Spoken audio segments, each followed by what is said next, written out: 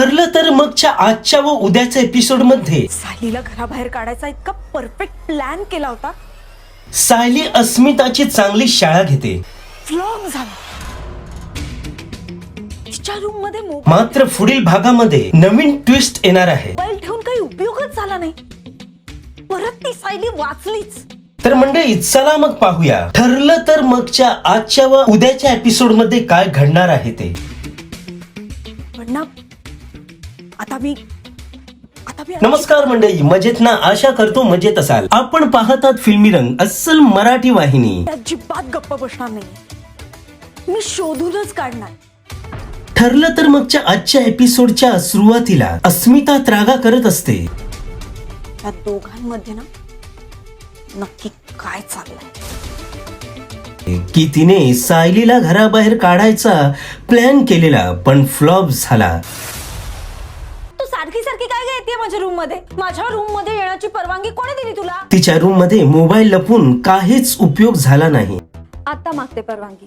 माझा फोन या खोलीत राहील, मी घेऊ शकते? दरम्यान अस्मिताला माहित नसतं की ती हे जे काही बोलले आहे ते सायलीने लपवलेल्या कॅमेऱ्यात कैद झाले आहे. तुझा मोबाईल? झालं माझं काम. तेवढ्या सायली येते आणि म्हणते की तिचा फोन या खोलीत राहिला.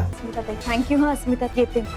तुझा मोबाईल माझ्या रूम मध्ये लपवला होता. तर तो ती घेऊ शकते का? सायली अस्मिता समोरच तिने तिच्या खोलीत लपवलेला फोन काढून घेते. आणि कॅमेरा पण सुरू होता. तू डोक्यावर पडलीयस का? हळू बोला, ऐकेल ना कोणी. ऐकायलाच हवं. यावर अस्मिता तिला जाब विचारते की सायलीने व्हिडिओ रेकॉर्डिंग सुरू ठेवून गुपचूप तिच्या खोलीत फोन का लपवला. कळू दे सगळ्यांना, तू चोरून माझ्या रूम मध्ये व्हिडिओ रेकॉर्डिंग करत होती. शी शी शी शी शी. लाज वाटते मला. असं तिला तिथे काय घडताना बघायचं होतं. तेव्हा हाच प्रश्न सायली तिला विचारते की का केलंस हे? सांग ना, का केलंस? असं काय घडताना बघायचं होतं तुला?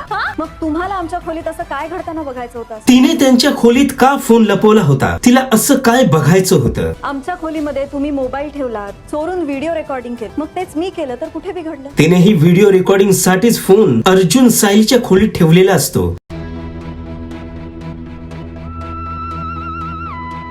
त्यावरून सायली अस्मिताला जाब विचारते. तन्वी, अगं ती वेळ विपुल केव्हापासून वाट बघतो तुझी?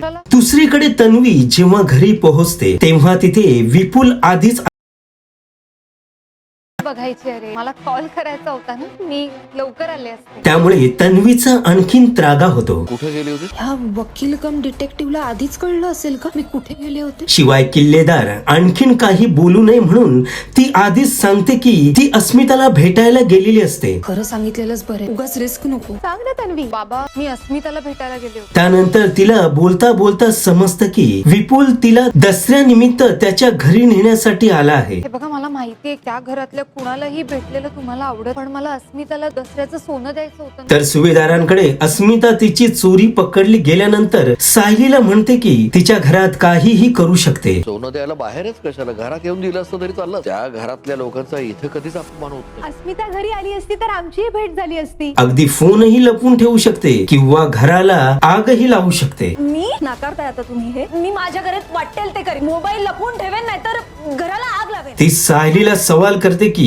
ती कोण होते, तिला जाब विचारणारे. मला जाब विचारणारी तू कोण? या घरची सून. हे घर काय फक्त तुमचं नाहीये, माझंही आहे. तेव्हा सायली मी या घरची सून असल्याचं उत्तर तिला देते. गैरसमज आहे तुझा. पूर्ण आजीने तुला तो मानच दिलेला नाहीये. तुला तो दर्जा मिळणारच नाही का कधी. सायली अस्मिताला आठवण करून देते की ती या घरची माहेर वाशीण आहे. पूर्ण आजी मला जोपर्यंत सून म्हणून स्वीकारत नाही तोपर्यंत मी कुठला अधिकार मागतच नाही. मी तुमच्या भावाची बायको आहे. अस्मिताच्या रागाचा पारा चढतो आणि ती म्हणते की ती सर्वांना बोलून सायलीने काय केलं ते सांगणार आहे. तू मला टोमणे मारतीये? हे माझं माहेर आहे, हे माझं घरच नाहीये असं म्हणतीये? नाही नाही नाही, मी असं बोललेले नाहीये. हे शब्द माझे नाहीये. तेव्हा सायलीच तिला म्हणते की ठीक आहे. तिने सर्वांना बोलवल्यावर ते काही तिच्या मोबाईल मध्ये आता शूट झालंय ते सायलीच सर्वांना दाखवेल. मी ना पूर्ण आजीलाच बोलव किंवा सगळ्यांनाच बोलवते ना. सगळ्यांना कळू दे काय केलं. मग त्यांना हेही कळेल की तुम्ही काय केलंय. यावेळी सायली तिला तिच्या चुकांचा पाढा वाचून दाखवते. कोण सांगणार?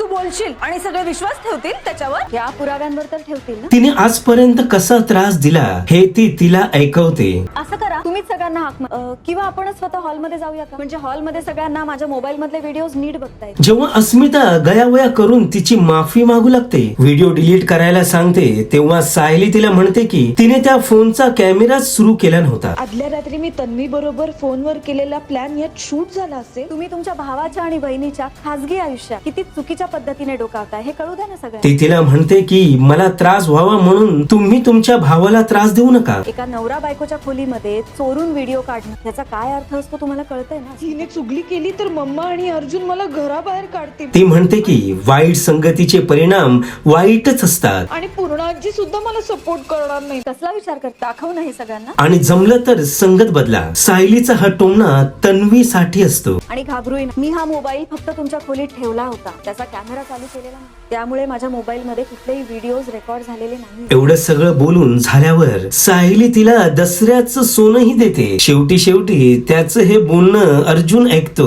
कसं आहे ना अस्मिताताई, तुमच्यात आणि माझ्यात हाच फरक. तुम्ही नेहमी मला तुमची शत्रू मानत आणि मी नेहमी तुम्हाला माझी मैत्रीण बनवण्याचा प्रयत्न केला. आणि त्याच्या चेहऱ्यावर सायली बद्दल फक्त अभिमान दिसत असतो.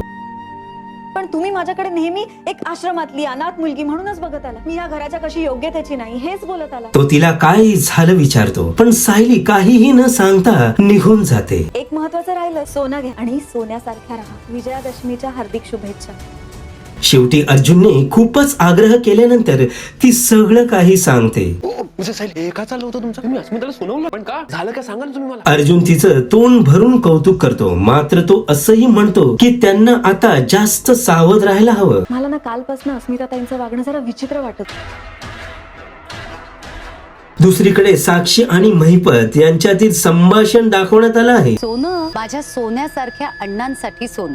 दिवसा डोळ्यात चंद्र उगवलं का काय? साक्षी महिपतला सावधान करते की आता नागराज त्यांच्या समोर नाही. सदान कदा माझ्यावर आगीचे गोळे फेकणारी माझी लेक एकदम सोनं द्यायला लागली म्हटल्यावर इकडचं जग तिकडं झालंच असणार ना. प्रियाची सारी सूत्र त्याच्या हातात आहेत. मी तुम्हाला जेलमध्ये वगैरे गेलेलं बघूच नाही शकत आणि खरं तर तुमच्याशिवाय दुसरा आहेच कोण. तर विलाच्या खून प्रकरणात प्रिया प्रत्यक्ष साक्षीदार असल्याने साक्षीची सर्व सूत्र प्रियाच्या हातात आहेत. आता आपली खूप वाट. अण्णा तो नागराज आता आपल्या बरोबर. त्या प्रियाची सगळी सूत्र त्या नागराजच्या हातात. पण महिपतला खात्री असते की नागराज त्यांच्याकडे परत येईल. आणि आय विटनेस म्हणून माझ्या केसची सगळी सूत्र त्या प्रियाच्या हातात आहे. नागराजने जर हा सगळा राग आपल्यावर काढायचा ठरवलं तर मंडळी पुढील भागामध्ये दाखवण्यात आले आहे की सायली किचन मध्ये काम करत असताना तुर्तास इतकंच ठरलं. तर मगच्या आजच्या व उद्याच्या एपिसोड बद्दल आपल्या प्रतिक्रिया ग्राह्य आहेत. व फिल्मी रंग वाहिनीला नवीन असाल तर सबस्क्राईब करा. नवनवीन अपडेटसाठी बेल आयकॉनची व तुमच्या प्रियजनांची काळजी घ्या. जय महाराष्ट्र.